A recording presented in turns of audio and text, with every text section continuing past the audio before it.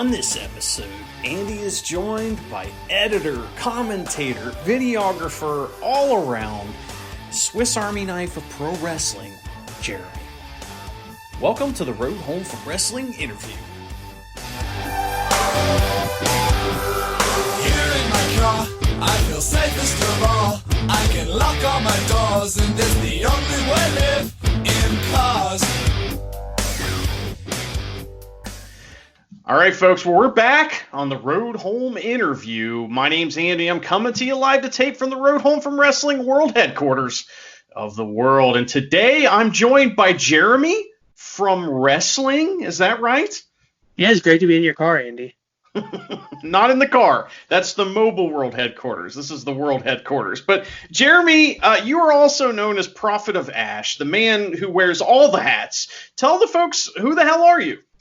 Well, I edit video for a number of different wrestling promotions. I think before the world ended, I think it was like 14 different promotions now in 3 countries. And there's very little video that I can't figure out if I don't know how to do it or actively do it anyways. So there's a good chance that if you've been watching IWTV or something on Smart Mark Video that you had a hand in editing it or filming it. Is that right? Yeah.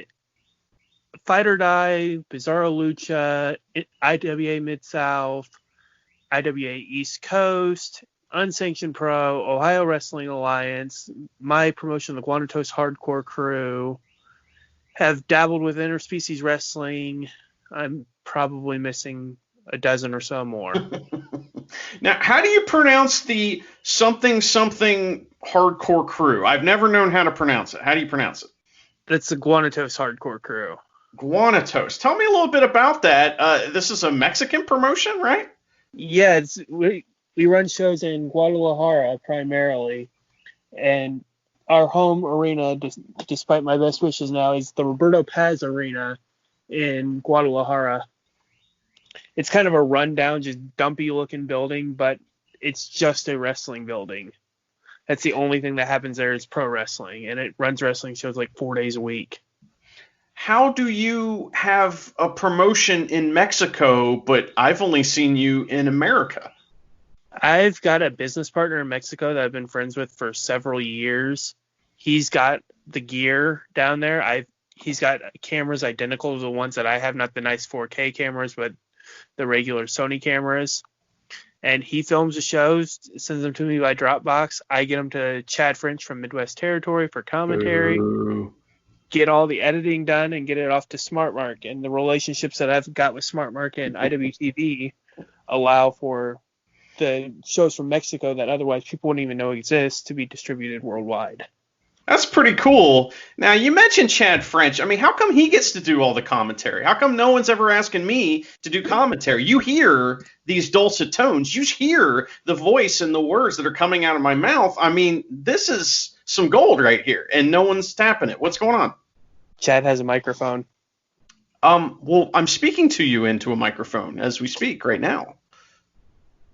I'll have to get with my clerical department. It might be an oversight. I think so. I'm not very happy, but it's fine. It is what it is. So, yeah, it's funny. No one has ever asked me to do commentary ever, and I would love to do it. It'd be fun. I don't think I'd be as good as Chad, because Chad's pretty damn good at it. But, I don't have that Southern accent, which could be good for some promotions, because every promotion you look at that's in Indiana, it's got Southern twang going on with the commentary, and Indiana's not in the South. The hell? I've done commentary for Fight or Die.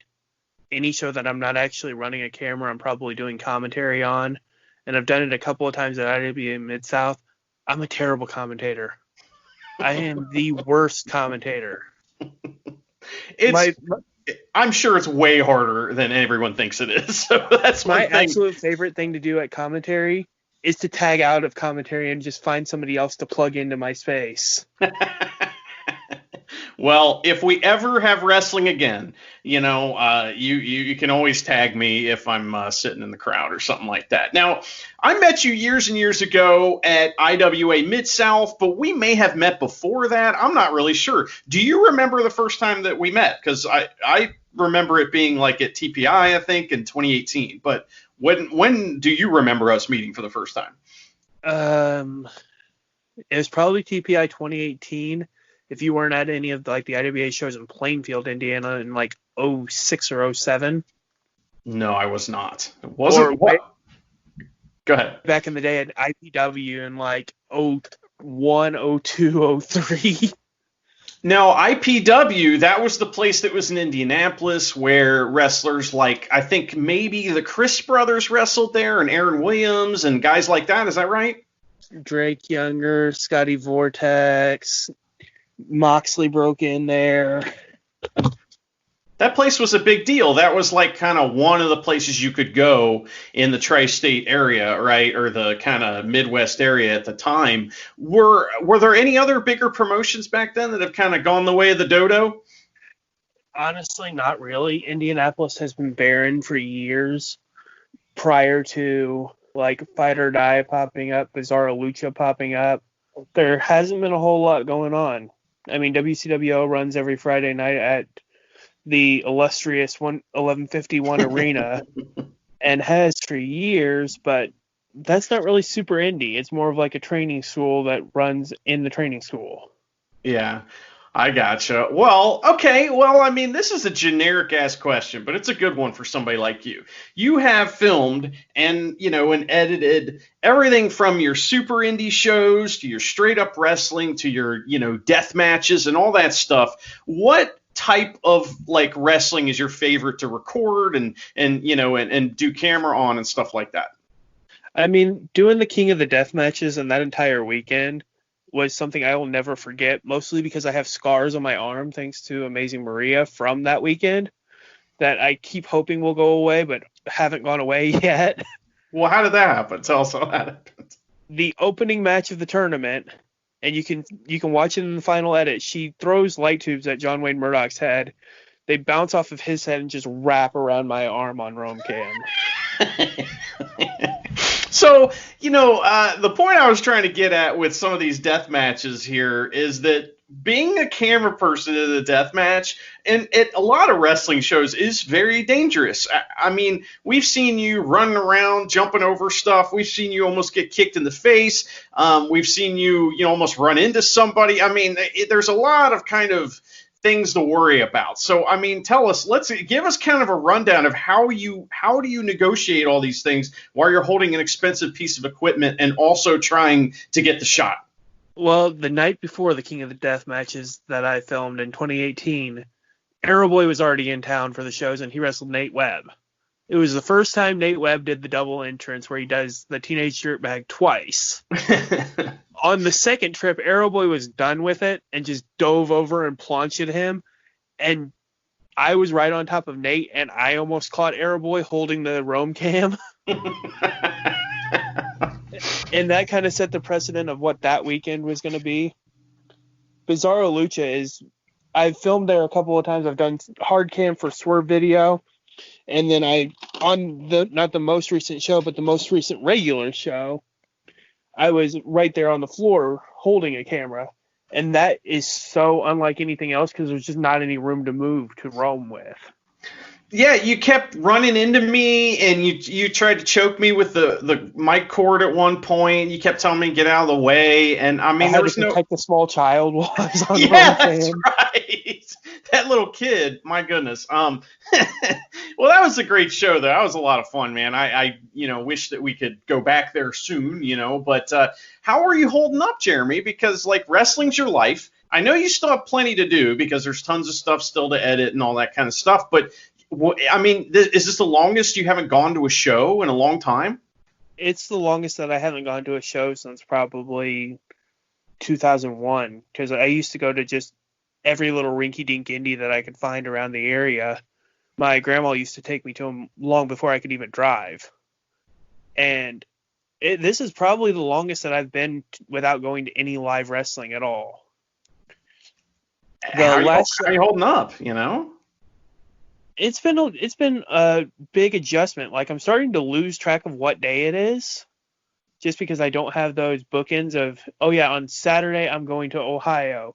On Sunday, I need to be in Indianapolis for this show. I need to have camera batteries charging on this day. I don't really have those bookends right now, and that's made things really weird for me. Yeah, well, you were about to tell me, I'm sorry I cut you off, but you were about to tell me what the last show you were at was, right? The last show that I got to do was my first show with New Wave Pro in Terre Haute, Indiana. Okay. And that show was unlike any show that I've ever been to, and I'm so excited to do more with New Wave Pro. And that was the one that really, really hurt, because I was holding out hope that, okay, yeah, they're going to do a show where they only let 50 fans in. Okay, cool. Okay, it might be an empty arena show. Okay, we're not doing a show. Yeah. Okay, we don't know when we're doing another show. Yeah, and New Wave Pro, I had Earl on recently. The British guy from over there. He was great, and he mentioned a lot of information about the place. But it's one of those places that every time I see a picture of it, everything looks better than it did before, and it didn't look bad the first time. You know what I mean? It's like they're constantly improving. I think they're working on getting an actual entrance ramp and all this cool stuff. The show that I filmed last has the entrance ramp, and it's like a 10-foot ramp that goes all the way up, completely made of metal. It sounds great. I can't wait till they actually let somebody fall on it so that I can actually. And that's awesome. It's only a matter of time. Everybody was told stay away from the ramp. We're not breaking the ramp on the first show. Mm-hmm. But they've got the entrance ramp. They've got lights. They've got a great entranceway. The show that I did was the first show that I ever filmed a steel cage match, and all the time that I filmed wrestling. Really? Huh. Yeah, I've done like 200 light tube matches, which is basically the same, except for the cage eventually comes down. I've done other matches where there's obstructed viewing, so to say, but never a cage match. And I actually had a camera put at the top of the cage pointing down into the cage, which was a great angle. Well, that's something that I wanted to get into a little bit, is that every time I've seen you, you have a new little thing you're working with. Like, it's like, oh, well, now I got some GoPros. Now I'm working with this particular camera. Now I have, a certain lighting that I'm using. And most recently, you've had these kind of corner post cameras. Tell me a little bit about that and how fun that's been during the editing process and all that. Well, my most recent upgrade, I was hoping that I could actually use it to record this. I just upgraded my audio rig completely. So all commentary is going to sound way better. And New Wave was only the second show I got to use that upgraded audio rig. Okay. My full shoot now is being shot with 2 4K cameras.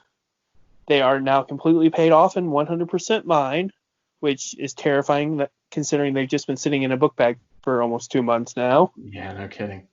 I've got 2 HD cameras that I can use either for shoots where they don't really need the 4K or don't want the 4K, or I can put them for specialty shots, like at the unsanctioned show where Cole Radrick came off of the zip line. I had a camera pointed just towards the zip line, hoping that somebody would come off of it.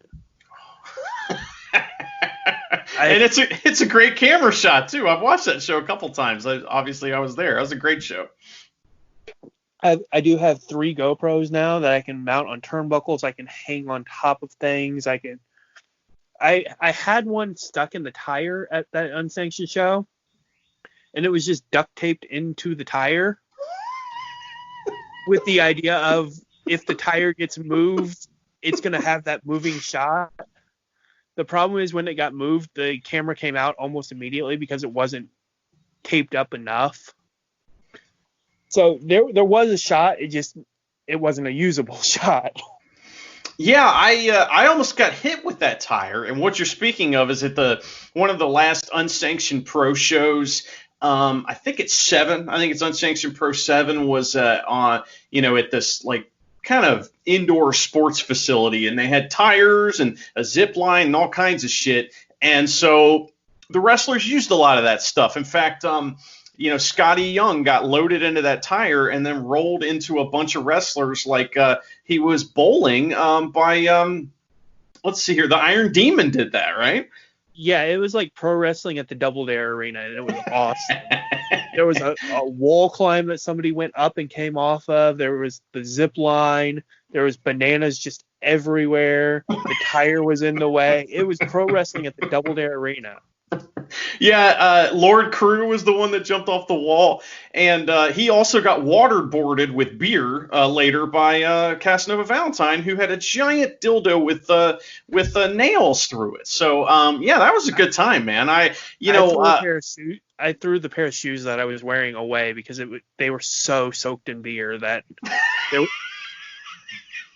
because you see the shot where I'm right on top of them. Where do you think that beer's going? Right into my shoes.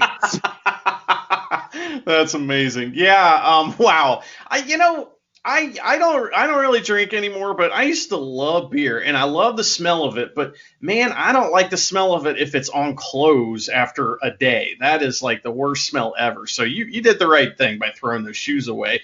Plus, if you try to keep those in your car, every time you get pulled over, you get yanked out of the car for a sobriety checkpoint. Oh, I fully expected it because I was driving home at like 2:00 in the morning, driving across state lines with different states' license plate, and I reeked of beer. And I'm like, oh, this is not going to be good. What's crazy is in Ohio, if you refuse to take I don't know how it is in Indiana, if you refuse to take the test in Ohio, it's an automatic suspension of your license for 6 months, which is fucked up. But because that doesn't seem right, and I don't think they should be able to charge you for something that might be true, but it is what it is. It's pretty funny though that you could just be covered in beer and you could get a DUI, and that's what it's all about. But anyway, well, okay, so this is a generic question, but it's a good one for someone like you. So what is the absolute craziest stipulation match or just thing that you've seen in pro wrestling while you were working the cameras? The King of the Death matches that I did in 2018, there was a hot coals match. Okay, please explain. It was a pit with like barbecue charcoal in it. And normally with a hot coals match, they light the coals like 3 or 4 hours ahead of time. They are hot coals. They're just not like red hot, scorch you to death.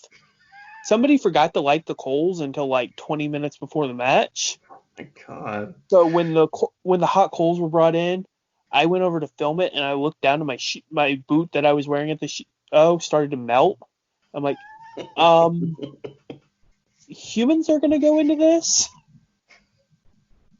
So that's 2 pairs of shoes now you've lost, huh? Oh, every show that I go to, I just assume that's the last time that I'm wearing those shoes. That's pretty good. Well, okay, so who walked through the coals? That's insane. Neil Diamond Cutter went into it, and if you look at his back, he still has scars from it because it baked him alive. Yeah, to me, like, that seems like a little too far, in my opinion, although, I'm not a big deathmatch guy. I just feel like that, if it's something that you're going to do in a wrestling match, hopefully it's not going to hurt for a long time, maybe just kind of hurt for a minute and then go away. But burns, as we all know, hurt forever. So that seems like a bad idea, I've had third-degree burns on my hands, and I can't even imagine the agony of going into those hot coals. But later that night, the agony and the unforgettable experiences got trumped up about 10 notches. Because that was a show that Schlack almost died on, too, with the filing. Oh, yeah. And I was like 3 inches away, and I watched him go down, and then I watched him roll over, and he made this sound that it'll stick with me until the day that I die. Just this guttural, and I'm like, he's hurt. Something's wrong. It's a 3-way match, so they continued wrestling, continued doing the stuff. I'm on the other side of the ring from Schlack. I'm just focused on the action, but also kind of looking like, what's going on over there? He went to the back. They finished the match. And Nick Maniwal called for an intermission. I'm like, okay, so it was a fans bring the weapons match, so there was a lot of carnage in the ring. They're going to clean up the carnage. And I seen Reed Bentley come running out of the locker room with his phone in his hand. calling 911. Mm-hmm. And I'm like, okay, what's going on here? And my best friend Harry, who lives in Ohio, was actually the ring announcer that weekend. So he was standing up at the Eagles nest, and he's telling me to come over here. I go over, and the locker room was just a pool of blood, and Schlack is laying there. They're wrapping a belt around his leg, trying to tourniquet the wound, because he's got a hole in his leg, and he's bleeding out in the Memphis flea market. Ugh. And what had happened, is, from what I understand, maybe you can correct me if I'm wrong, is that he had basically leg dropped a filing cabinet, and the filing cabinet had one of those like parts that the cabinet drawer kind of sits in, and that went into his leg. Is that right? Yeah, it was a sit-down power bomb, and when the cabinet buckled, the metal rod came up and just went like almost straight through his leg. Oh my God. Yikes. So that's it. Is that the most blood you've seen at a show then? That's probably the most blood. In 2007, I was at the show where Drake Younger cut his thumb really bad, and you can hear me on the video going, "Drake, duct tape," because I had duct tape from making weapons earlier, and just threw him my roll of duct tape so he could wrap it up on his way to the hospital because he had a fountain coming out of his finger. It's ridiculous. Gosh. Now, did you see, I don't know if you saw this or not, so the last Bizarro show was supposed to, and it did have this, but no one really brought anything because of the coronavirus, but there was a fans bring the weapons match, and it was Levi Everett versus someone who I can't remember. Mance Warner. Yeah, Mance Warner, duh, I'm sorry. And so, Dale Patricks. There we go, Dale Patricks. So, point is that my co-host John had made these amazing birdhouses with one of them had tacks all around it, and then the other one was attached to like a handle so you could hit someone with it. I mean, that's pretty creative, right? But I mean, what's the most creative weapon you've ever seen or made yourself? See, I got a reputation before I was a videographer as being a weapons guy, just because I can make really, really creative and just insane stuff, but it's also relatively safe. Like, I know the mechanics behind light tubes, if that makes any sense whatsoever. I know how to do barbed wire in a way that it's not going to kill people. The White Claw can board that Alley Cat went into at Bizarro Lucha, I built that. Okay. And the people behind the scenes at Bizarro said that the only way that prop was going to be used would be if I built it. That was the condition that was told on that, was if this is getting done, Jeremy's building it because he's the only one that around here that knows how to do this. Now, so it was basically the cans had been cut in half or something like that. Tell me about this weapon. Yeah, it was White Claw cans cut in half and then affixed to a door. And there's a science to it. It's not just cut a can in half and duct tape it to a door, as much as people would like to think that. But Jesus Christ. Yeah, that sounds horrible and ridiculous in any context, but there's an art to it. So, well, what are some of the other creative things you've done then? I mean, what are some sadistic weapons that you've made that you've been really proud of? Well, for the King of the Death matches, I would always fill my trunk, just completely fill it with crap. And I built a baby bat. It was like a plastic baby doll duct taped to the top of a wiffle ball bat. And it was my favorite thing to just show to people, be like, this is what I'm going to. Why do you have that? And I built a bunch of stuff that was just like tear people to ribbons that weekend. But when Devin Moore got a hold of the baby bat and just started beating people over the head with the baby bat, that was what got the big reaction. Well, I've always had an idea. I've never seen anybody do it yet. And I've mentioned it before, I think, on the podcast, maybe once or twice. But this has always been an idea that me and another co-host, Dean, came up with where, I was at work and I had to buy a new one of those little things that you roll your chair around on, your office chair. And I pulled it up and I noticed how spiky it was on the bottom and how if you step on that, that's going to hurt real bad. But it's not. They could never cut you deep. You know what I mean? These things, they're very short. So I was thinking, man, that's kind of like thumbtacks a little bit, even worse. And I thought, what if we cut these things into strips and they could like hit each other with them? That would be pretty cool. Or just lay it down and power bomb each other. I like that idea. I haven't seen anybody use it yet. I made something very similar. So I got a hold of these gopher killing nets. It was like a plastic net with these plastic spikes that come out about 1/4 of an inch on them. And I got a hold of them, and I'm like, I can't just leave these here. I have to buy these. I have to let my friends fall on them. And I took them to Fight or Die because it was Dale Patricks and Cole Radrick. And I'm showing them to Cole and Dale, and they're like, can we make like a cage out of this? I'm like, I wouldn't. This is going to suck to fall on. It's going to suck to touch it. So we ended up putting a big strip of it onto a board. And Cole went from the inside of the ring to the outside with like a Ric Flair bump onto it. And when he came out, he had a complete grid down his back of like punctures and pokes. A perfect grid all the way up his back. I always giggle whenever I hear about Cole Radrick getting injured or hurt, not injured, hurt, because man, it makes me happy. So that's awesome. So what's the craziest weapon you've seen a fan bring that maybe couldn't be used in a show? And that's something that Ian likes to have me around at deathmatch shows because I've been around enough that I can kind of field stuff when fans are bringing stuff in, and I can go, yeah, no, that's no good.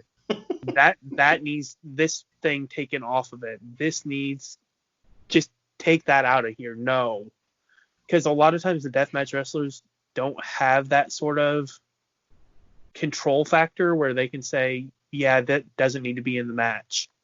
So they need somebody to just kind of dial it back and be like, yeah, no, that's covered in rust. You're going to die if you use that. Well, the idea, too, is that once these guys start going and they're in the heat of the moment, if there's something there to grab and start hitting somebody with, they're going to use it. They're not going to suddenly, their analytical brain isn't going to start working and go, oh, that does have a little rust on it. I don't think I'll grab that. They're just going to grab and start hitting each other with it. So the idea is to not have things in the ring area or an area where they can be that they're going to be able to grab and hurt themselves with, right? Yeah, Nick Gage doesn't think of long-term consequences. One of the worst things that I've seen, and I looked at it and I'm like, okay, you put some real effort into this, but there's no way that we could ever do anything with it. Somebody brought a box stand and attached to the blades, like taped to the center of the blades, were 2 machetes. And it plugged in, so it turned on. And then the machetes are spinning. And the guy was so proud of it, and I'm looking at it, and I'm like, no. What the hell are they even going to do with this? Now, you've seen, I guess, the newest trend. Now, again, I'm not a deathmatch guy, so this is just what I see, when I'm watching the GIFs and everything, is that the newest trend I've seen with the really hardcore guys that don't give a fuck at all is the board that's covered with sharp knives that basically just cuts their back to literal ribbons. What do you think of that? I'm not a fan of just stuff that cuts really bad. Like, I'm not a big fan of knives, scissors, razor blades. Like, razor blades to an extent, because that's not going to be nearly as bad as just a knife. But I prefer, like, I would so much rather watch a gigantic light tube thing get fallen into, somebody go crashing through 3 doors, pane of glass, something that has a spectacular effect and at least fans can see what it's doing. They can see a gigantic explosion and carnage. It's going to look good on video rather than, oh yeah, he just fell on knives. Now what? Oh, he's going to fall on some more knives. He's bleeding all over the place. Yeah. Well, I mean, I talk about sound a lot on the podcast when I'm talking about wrestling because it's so important. if you hit someone with something and it looks like it hurts, but it doesn't make any noise, it's not really an effective wrestling weapon. That's why like a pie pan is so awesome, because a pie pan makes this awesome noise when you hit somebody, and it really probably doesn't hurt that much. So, it's like if it doesn't make any noise, or it's just going to hurt and not have any kind of effect on the people watching it, that's not a good weapon. And, and the thing is the idea is that you're trying to do a couple things with pro wrestling, with this kind of pro wrestling, or at least from my point of view, is you're trying to get this visceral reaction out of the crowd. When you see blood as a human being, you instantly have your lizard brain goes into work, and you feel concerned and you're worried no matter what. And so you want to work on that part of someone's brain a little bit. And so the noise and, like a light tube explodes, it makes this awesome noise, and like dust goes everywhere, and it's awesome. So, what's the most like spectacular weapon, in your opinion, for death matches? I love light tubes. I love panes of glass when they work correctly and just explode to dust. I really like when stuff can fall from stuff. Like I've tried to get people to do it in the U.S. The match that I've seen in Japan where they had thumbtack balloons hanging above the ring, and then at a certain interval the balloons pop and then thumbtacks come flying down. That is awesome. I love that. I've tried to get people to do it, and I told Ian I could build the contraption for it, but the problem is you're not going to really control where the thumbtacks go when the balloons pop. If they're going to go flying into the crowd, into the concession stand, you don't really know. Yeah, I mean, they probably end up in your shoes, I would think, in your head. Right. They would go literally everywhere, but that kind of stuff I loved. For the Guardians of Hardcore, it was Guardians of Hardcore in January 2018. I built an electrified barbed wire baseball bat. Oh my god! And when I walked in, I showed Ian and John Calvin exactly how it worked, and John Calvin said, "Okay, I'm using it in my match. Hide it so nobody else takes it." And I filmed the show with a GoPro angle in addition to the 2 cameras that IWA has, and I'm watching my GoPro, but I'm also watching the action in front of me. And to the naked eye, I seen a spark go flying up John Calvin's back. Like this blue cartoon spark went up his back. And immediately, the entire building smelled like burned hair. Wow. Well, that's pretty cool. So, well, like I said, I don't know how many of our listening audience are into the death match scene and all that, but that's not all you do. I mean, you're doing all kinds of stuff, and you're seeing probably more wrestling than the average person, even someone like myself. You see a lot more wrestling than even I see. Like, this is a good question for someone like you. I mean, who are the guys? Who do we need to have our eyes on? Who are the guys that you're seeing in these shows and going, okay, this guy's got it? What is the trained eye of Jeremy? Tell us about the current class of young wrestlers out there. There's so many guys that I see every weekend, and it's the guys that it sucks that I'm not getting to see now and that they're not growing, because they're the guys that I'll see on some little rinky-dink show that I'm doing 10 miles from my house just because I didn't have something on that day, versus the guys where I'm driving to Columbus, Ohio, which is about 5 hours from me, for unsanctioned. And those are the guys that I'm seeing. I'm like, okay, Derek, you need this guy. I watched him last weekend. I can grab him. He lives like 15 minutes from me. I can grab him on my way. Or guys that I'm sending footage to IWA Mid-South of. And Justin Kyle is the number one. He needs to be everywhere. And people need to use him now because he's going to end up on a national scale.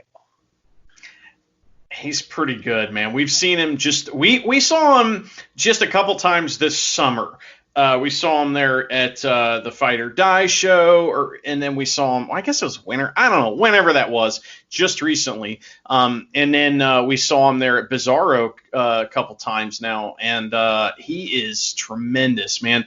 It's like And I know this might be offensive to him, but honestly, I don't really care because I think it's true. He's like if Goldberg was an excellent wrestler. That's what he's like, in my opinion.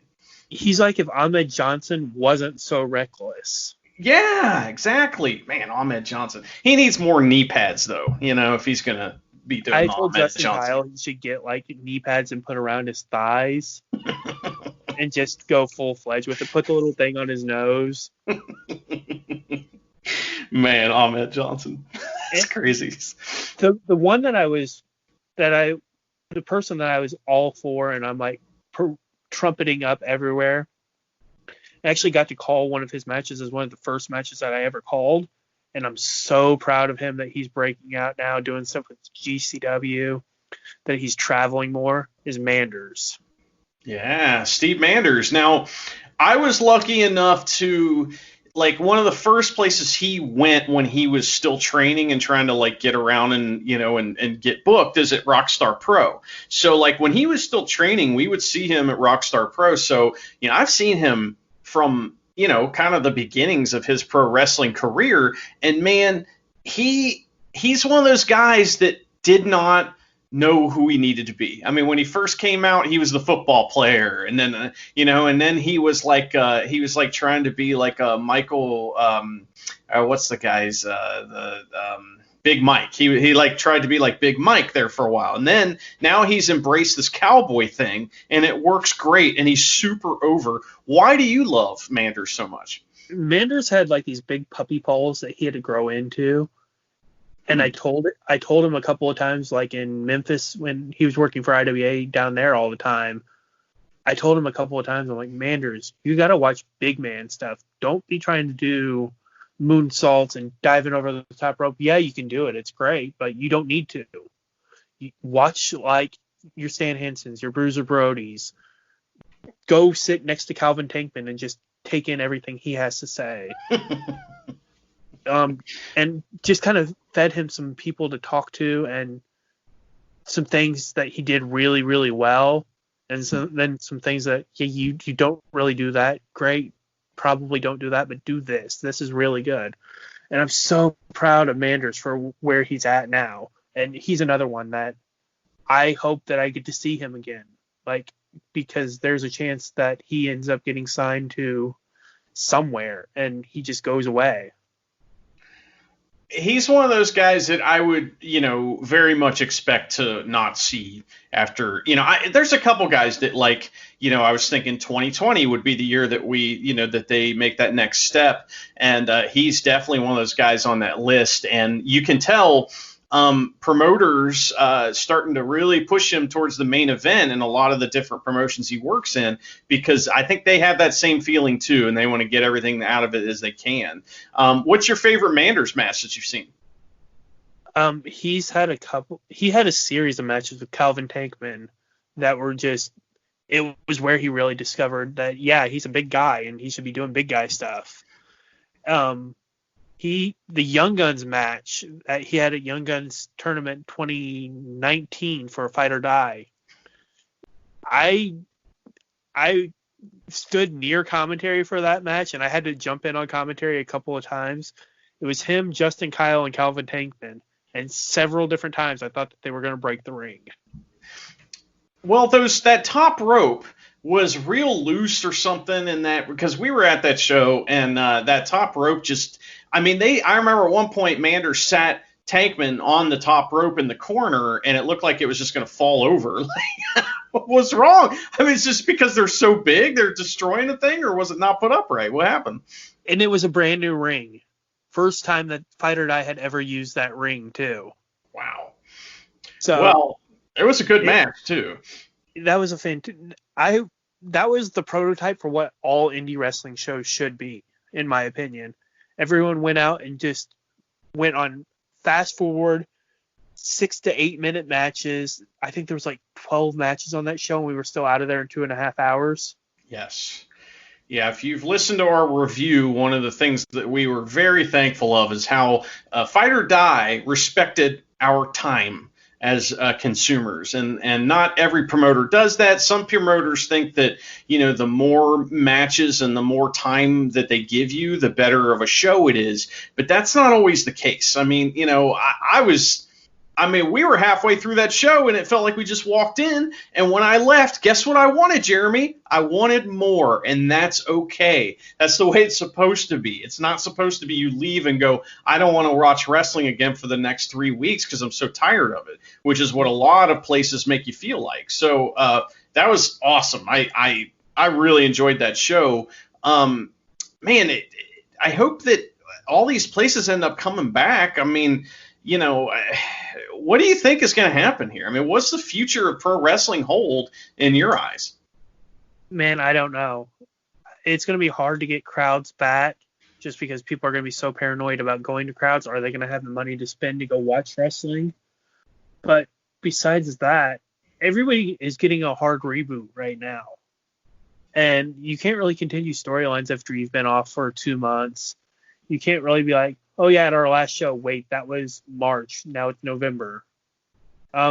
Yeah, probably go watch that last show again because fans aren't going to do that. It's a hard reboot for everywhere.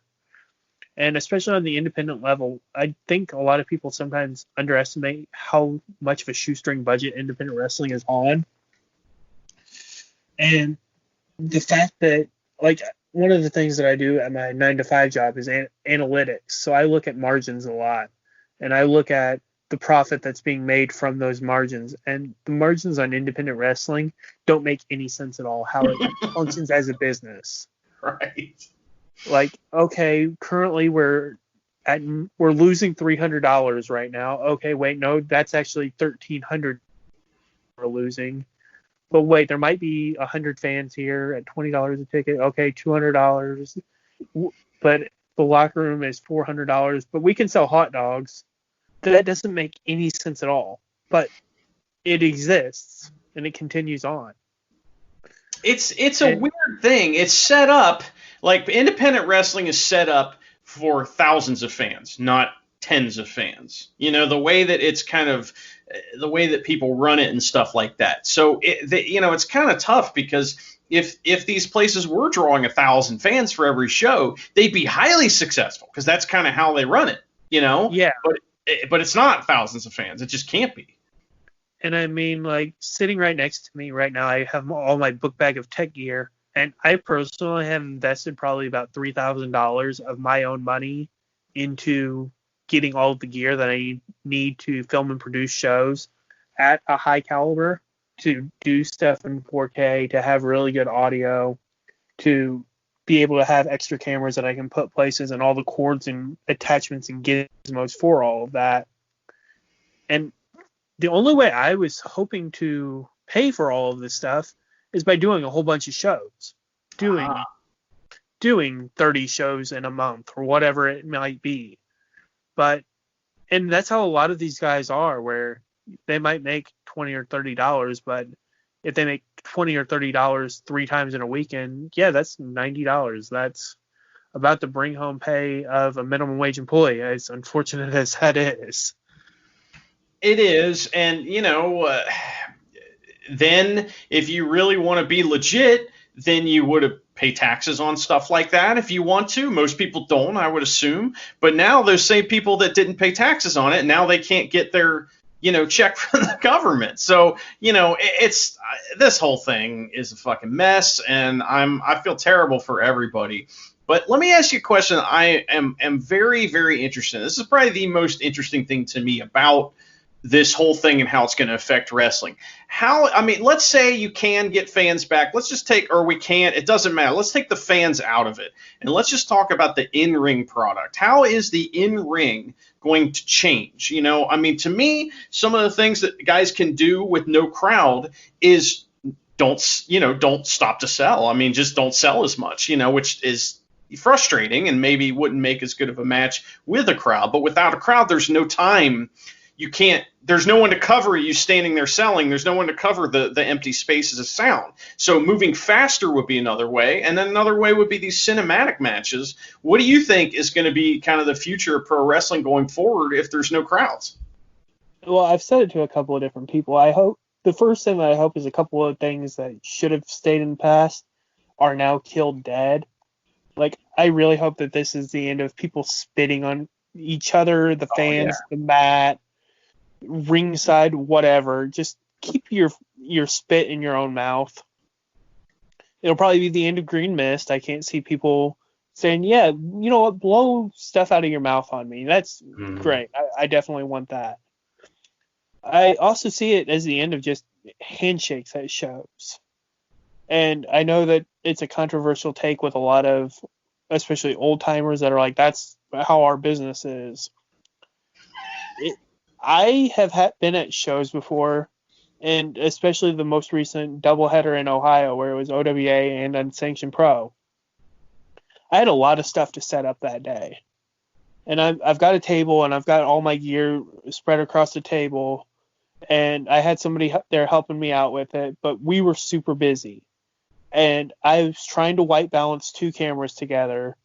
And this parade of wrestlers came up to shake my hand and the hand of the person that was helping me. And it's like, okay, guys, I get it. It's tradition and all. I've got to get this camera white balanced, though, and I don't want to just set it down to shake your hand because you got here and that's what you do when you get to a wrestling show.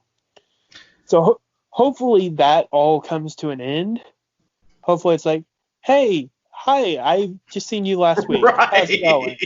Yeah, well, that's the thing is that the idea behind the handshake is it shouldn't be. Someone shouldn't just look at the handshake and go, oh, well, it's actually pressing flesh. That's what this is about. No, it's about acknowledging the other person and saying, I see you, and you see me. That's what it's about, which you don't need to physically touch someone to do, right? Yeah, absolutely. In regards to the in-ring product, I think people are going to, at least at first, be doing everything they can to break out and doing things completely differently. Like, you look at right before all of this happened, what was one of the things that everybody in wrestling was taking notice of? Guys wrestling in Walmart. They're not in a ring or anything. They're just jumping off of stuff in Walmart. And that's what was going viral. Superhuman getting powerbombed on stuff in his backyard. That's what people are taking notice of. And I think that there's going to be a lot more of that, at least on the independent level, of people trying new things where they're coming off of a rock climb wall or a zip line, or they're willing to do a weird comedy thing and just hopes to get noticed. And I also think that there's going to be a lot more innovation just because people have had time to stop and watch video, and they've watched things that they previously hadn't seen, and maybe they have a place that they can try stuff out. I know that like the WCWO building has still been open and some people have been trying some stuff out and trying different things out. So I'm really hoping that there's a lot of like innovation, but at the same time, I'm just ready for things to go back to normal. Like I'm so ready to just be at a show, be stressed out, trying to do 100 different things at once, hoping that all my batteries are charged and that I can find plugins for the things that aren't. And trying to find a new pair of shoes to wear because your shoes are drenched in blood, beer, and thumbtacks. I mean, I understand. These are the problems, the things that you absolutely. have to deal with. And beyond that, just the camaraderie. Like, there's people that are some of my best friends in the world that I only see on the weekends. And I only see on the weekends when we're at the same place. Like, they might be on the East Coast and it'll be like, oh, yeah, in about 2 weeks. How's it going? But those are people that I haven't really seen since all of this started, and that is horrible. And you can keep in touch with people by things like sending a direct message. You can call them, whatever. That's not the same as just being in the same place, putting on a show together, and just being face to face.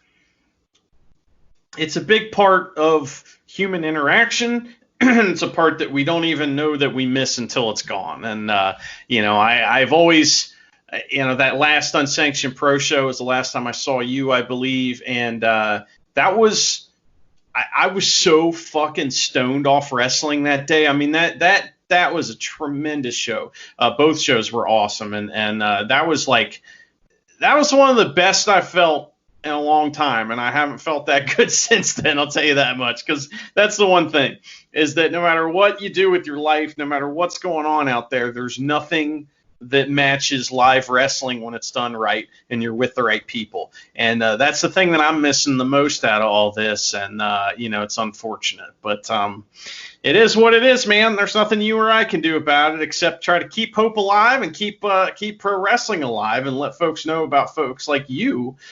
Do you have any questions for me, or are there any kind of things that you want to let our listeners know that we haven't talked about yet? Well, in this downtime, I've been able to dig through some back catalog stuff, and I've really been hammering out things that probably wouldn't have got any eyes otherwise. I sent you the link to it the other day. I just released a show from Mexico that we helped co-promote. The opening match was between two 11-year-olds. Yep. And that's on independentwrestling.tv now. If you want to check it out, I'd have to pull up. It's Nuevo Generacion Independent. It's under the Guanatos Hardcore Crew section. Just watch the match with two 11-year-olds because it's so surreal, and be like, yeah, they're literal little kids.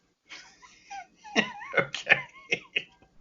Yeah, that's pretty awesome, man. I imagine that, that's just another day in the life of Prophet of Ash, though, So, well, obviously, folks can find you on Twitter at Prophet of Ash. Is there any other place that folks should look for to find Jeremy? Not really. I'm not much for social media, and if I'm promoting something, it's usually just somebody else's stuff.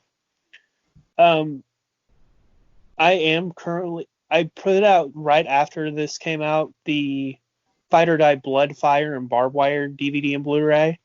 And that one kind of hits home for me, not just because I love hardcore wrestling, but the very first independent wrestling video that I bought was an IPW tape called Blood, Fire, and Barbed Wire.